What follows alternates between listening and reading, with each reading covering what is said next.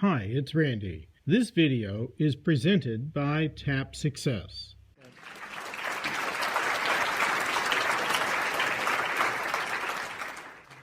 I'm experiencing in my life that the current is speeding up. I'm looking forward to it, and yet I also feel I have nervousness about it, or anxiety about it. Okay, if I let go of the paddle and just let it take me, it's moving in the direction that I want it to move, but it's speeding up. It's getting faster. But here's the thing, because everything's relative. Imagine an airplane high in the sky, 50,000 feet up there, and going 600, 700 miles an hour. And you're looking out the window and everything's just, the landscape's going by and all is well. Put that same aircraft on the ground at that speed and it would be a white knuckle flight for sure. Because in the air there's little resistance and on the ground there's a lot of resistance. And so from your place of resistance you're speculating a fast moving stream, and we're saying from your place of resistance a fast moving stream is going to be a little hard to deal with. But when you turn and go downstream and turn and go downstream and turn and go downstream, now you're going with the flow and now you're having a lovely ride. In other words, everything's relative. When Jerry and Esther look at what they are achieving, what they are accomplishing, and what they are personally dealing with on a day-to-day basis, they can't even wrap their thoughts around it in relationship to who they used to be and what they used to do. But they're up to speed with it. Jerry tells the story of the farmer that every day went down to the fence and picked his little calf up and lifted it over the fence. And he did it every day, and every day the calf got a little bigger, and every day he got a little stronger, until pretty soon he's lifting a great big bull up over the fence. And Jerry said that sort of feels a little bit like what we're doing, and we say it's not like that in the sense that you're lifting heavier and heavier things. It's like that in the sense that you're leveraging yourself in more efficient ways by utilizing the vibrations of the universe instead of bucking the current. When you get in sync with the energy, it takes very little action. But so many of you don't get in sync with the energy, and you use your words and your action and you fight the current, and then you get tired and exhausted, and then you say, if it takes this much effort and this much energy to do this little bit, then it must be a whole lot more when it really gets rolling. And we say, no, when you're flowing with it, you don't even feel it. It feels like flying and soaring. It doesn't feel like working hard, you see. So many fairies of the universe come in concert to assist you in whatever you're wanting. So it's like doors are opening for you, and so much of the energy that you were expending in just getting by, you're no longer expending in that way. Jerry and Esther talk about this all the time, that they have the same 24 hours and the same willingness to apply a certain percentage of that to their life's work day after day, but the accomplishment is huge in comparison with what it used to be, even though they're not working any harder, they're not working any longer. In other words, they are applying themselves more deliberately, and they are leveraging themselves so much more effectively. But that's what we meant earlier when we said you can't assign how many hours in a day and how many dollars per hour. You can't come up with the kind of income that some people are earning. There are billionaires on your planet that you cannot sort it out in terms of hours and time and energy. There has to be something else that's involved in it, and what it is alignment with their own dreams, you see. So again, we're going to ask you to talk to us about dollars. Make it real. In other words, what kind of thing do you say about dollars as you move through the day? Not theoretical, not analytical, not analogies. Talk to us about the nitty-gritty of money in your life. Money comes and money goes. Money in and money out. Now, how does that feel? Money in and money out. Money in and money out.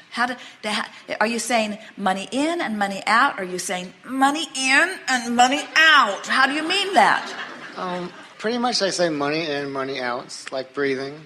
It comes and goes. That's been my experience. When I've needed it, it's there. It manifests. Now, these are all downstream. Yeah, and I want to raise the bar. I would like to raise the bar in terms of quantity, of in and out, both. I'm happy to spend it. I'm happy to receive it. Yes. And I'd like to play with it much more. Yeah. All right, now that was your first upstream comment. Okay. In other words, money in, money out, and I can see how it could expand, and how in the same way that this money comes and goes, that a little more money could come and go. I can feel that, but I would like a lot more money to come. That did you feel resistance in that at all, even a twinge of it? If not, then just keep talking, because if there is resistance in it, the more you talk, the more it will show up. Okay. And if it isn't there, then it won't. Okay. So what do you mean more money? More of it available to me more often. Is it starting to feel more upstream?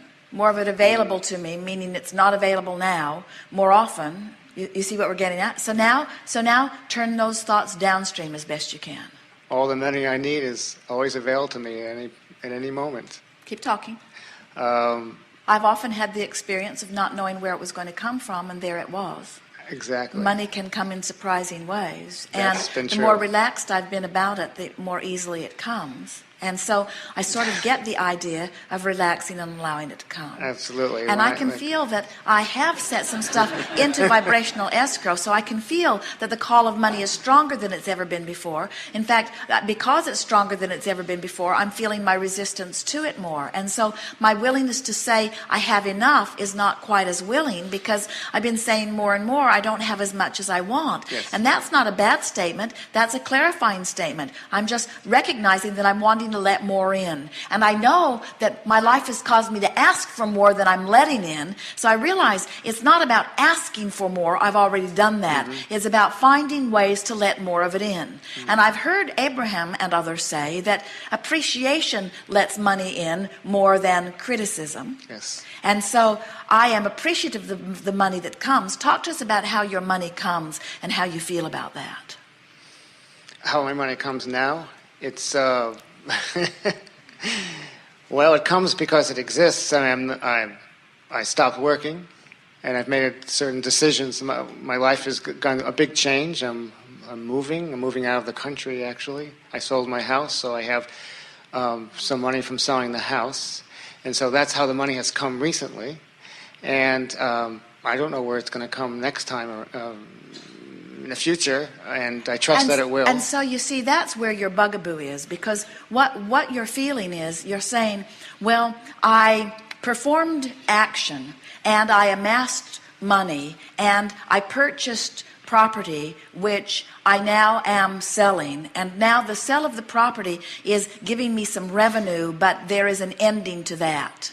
And that's what sort of got you hung up. In other words, you're saying money in, money out, money in, money out. But now you know what you're saying? Money out, money out, money out, money out, money out. That's what's stuck in your vibrational craw, isn't it? Yes, and it is. so what you're wanting to begin to acknowledge is that there are plenty of avenues for money to come in. And it's just like your analogy about the air in and the air out and the air in and the air out. You are more comfortable when you allow the air in and you allow it out. In other words, we don't see any of you out on your porch trying to breathe all of the air for the day in all at once, and then you just go through the day letting a little out and a little out and a little out. And you don't want to do that with money, it seems. Yes. You don't want to have a big sale of something where you've got a big chunk of money and then money out, money out. That's what's making you uneasy. But we want you to begin saying, relative to dollars, it's not quite like breathing in and out, because with dollars I can take longer, slower breaths in and longer, slower breaths out. In other words,